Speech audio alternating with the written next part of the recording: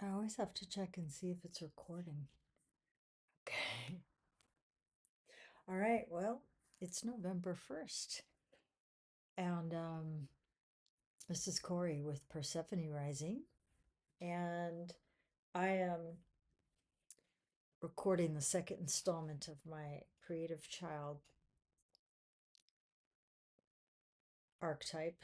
Um,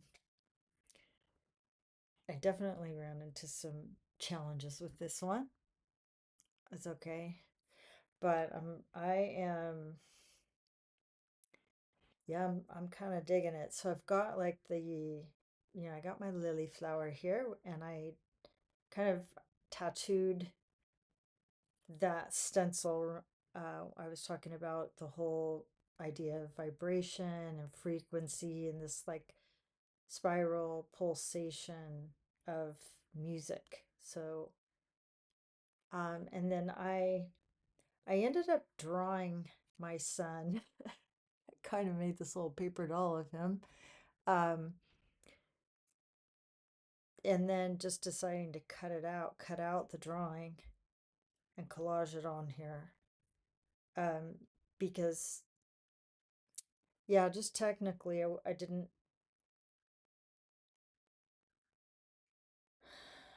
I mean, I may still end up drawing it right on top of this, um,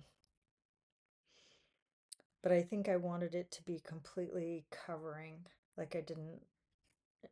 I wanted the child not to be transparent. But now that I see it, I may overlay some of the stencil pattern on top of the child. And I ran into another little issue here because the hands got smeared, and so now his hands look like blue, like they have blue, like he's wearing blue dishwashing gloves or something. I don't know, but we'll see. Um, when it dries all the way, I may be able to cover it up with some more flesh color, peach color flesh. Anyway, um, but I do like the blue. I like the blue and gold combination a lot. Today's been an interesting day. Um, I have been thinking a lot about creativity in children. As you know, I don't know if you know, but I am an art teacher by day. Um, and right now that's how I make my living.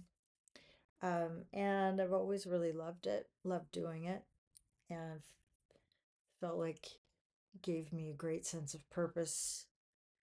Um, and gotta say, lately it's been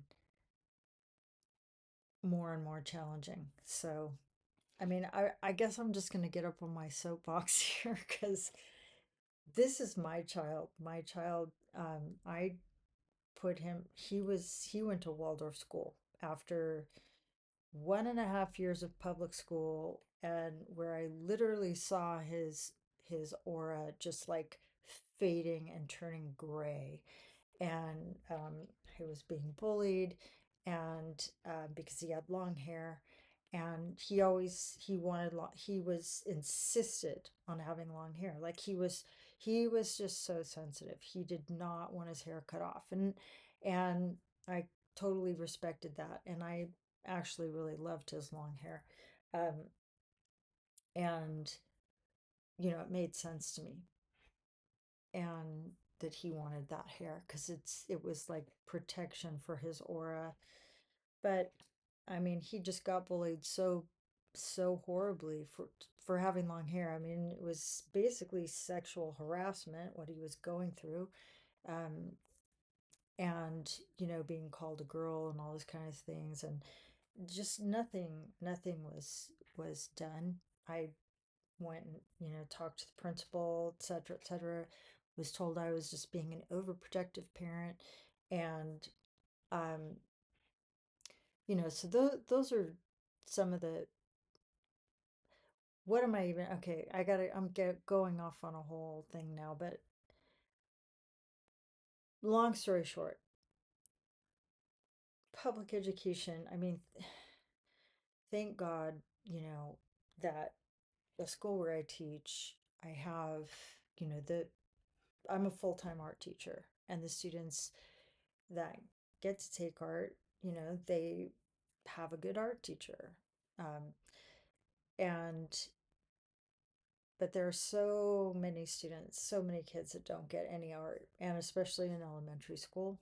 I mean, students that come to me, I teach middle school, they don't even know their colors. They don't know how to make orange, how to make purple. They don't know. And when I went to school, that was just basic information. I mean, that was like knowing your ABCs. That was like, um, school has just changed so much, and it's gotten way too, it just went so far overboard in this like s- STEM thing of like, oh, we just have to emphasize math and math and English, and that's it. And those are the only things that matter. And like the kids have to know calculus when they're in fourth grade. And the thing is, they don't know calculus. They don't even know how to add. They don't even know how to multiply 2 times 4. I mean, they don't know just how to do basic stuff. They don't know how to use a ruler. They don't know how to do anything with their hands whatsoever because they're just on devices all day long. I I I just can't tell you, like, if you are a parent of a young child, just please, please limit their screen time. I mean, I see the difference. I mean, I'm Gen X. I'm a Gen Xer, okay? So like, and there's all kinds of stuff you can say on YouTube about, what makes Gen Xers so badass. And I have to tell you that we are, okay? We are badass. And it's because we got left alone. I mean, we had to make our own fun. We had to just make stuff up and make up games and like, entertain ourselves and we weren't overprotected. In fact, we were like underprotected, okay? But I mean, we survived. I mean, and we it toughens you up. I mean, but it also gives you like a sense of, it also gives you compassion and empathy. I mean, I gotta say, like, I am disturbed by the lack of empathy that I see and that I experience in so many of my students. It is frightening, actually. And I think that it is a result of being on devices all the time. And it's just, it is an addiction. I mean, so many of my students they are like addicted to gaming, and they're not curious. They have no interest in doing anything and making anything and building anything. I students that just they just sit and they won't do anything. If it's hard, and it's like, I'm teaching art. It's like, this is fun. It's fun. We're making stuff. It's like figuring stuff out and experimenting and exploring with your hands and clay, and let's build something and let's make a sculpture. And oh, that's too hard. That's too hard. It's just everything is too hard. If it doesn't like instantaneously arrive like in front of you, miraculously with like no effort, it's too hard. I mean, things need to be a little bit hard because like that's how you grow and get engaged, and like it's like the fun of like figuring out a puzzle. But it's just when everything's just given to you, when all the answers are just given to you, it makes for this flaccid minds. And I gotta say, it's like scary. And I probably sound like such a, I don't know, like maybe you're like, oh my God, I don't want her to be my kid's teacher. But I mean, I'm an awesome teacher, and I advocate for my kids. I mean, I care so much about them and their minds, and it's like sad and frightening to see, you know, young young kids that just have no curiosity. And it's like even when you give them all these, you know, we're funded. We're funded because we're in a state where we get funds for arts. And so it's like I have wonderful supplies and materials for my students to use. And it's like they, you know, some of them just, it's like they're not even, they don't appreciate it. They don't care. It's weird. And I mean it's such a it's a systemic thing, but all I can tell you is the best thing you can do for your child it is play with them, be present with them, sit on the floor with them and play games, build blocks with them, encourage them to imagine, um, you know, to build worlds and games and do them together. And it it's just you can't even imagine how that how that will like feed your child and how it's a ripple effect that will grow in them much later. um you know, I mean, my son's a composer. You know, he composes music. He's, you know, he's an adult now, but he's a successful composer. He started playing violin when he was 5. And I mean, all you have to do is just when they come to you and they say, I want to take violin, or I'm fascinated with violin. You know, if you can, and I get it. I know it's not easy. I mean, I was a single mother for a long time. I mean, I know it's not easy. But do whatever you can to support them.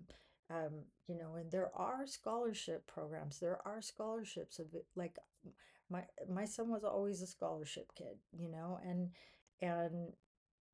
there are scholarships out there. There are ways, but I mean, I can't even, education is so important. It is so important. And I wish, um, you know, I don't know.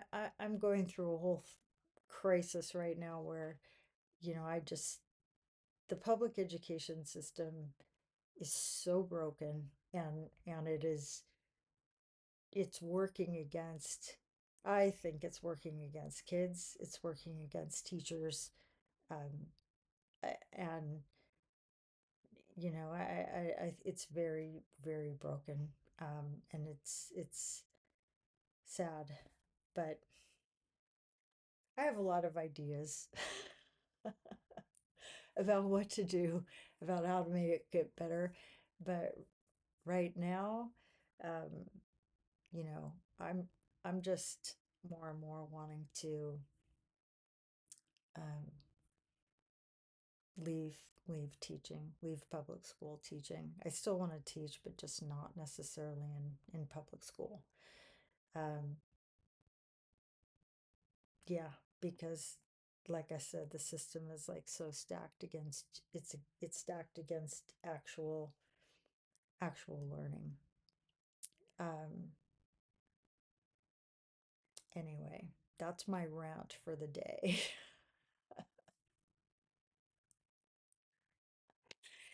And it's partly inspired because it is November 1st, and I have the tradition of um, honoring my loved ones who have passed on this day. And I'm thinking a lot about how grateful I am to my parents and grandparents and older brothers and sisters who nurtured my creativity and encouraged me to play and to think and wonder and to use my imagination. And that has been the greatest gift, I think, that was that they bestowed on me. And so I personally am very grateful for that and see the ways in which it has enriched my life. And I want that. I hope that for for the children of today, because I am truly worried about them. And I know that I probably sound like a little like old curmudgeon, like our kids these days are too they spend too long on their computers. But you know what? I think it's true, and it's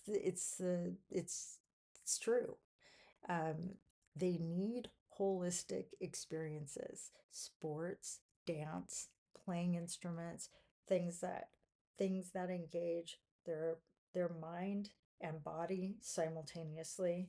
There it's so important for developing their brain in a particular way so that you have spatial intelligence, proprioception, all these skills that, we are still embodied. We need to know how to navigate our physical being. And, we haven't gotten to the point yet where we're just, you know, minds, like floating around in little pods or something. Um, so I think it's important. Anyway, now I really am done with my rant. Have a good night. See you on the next one.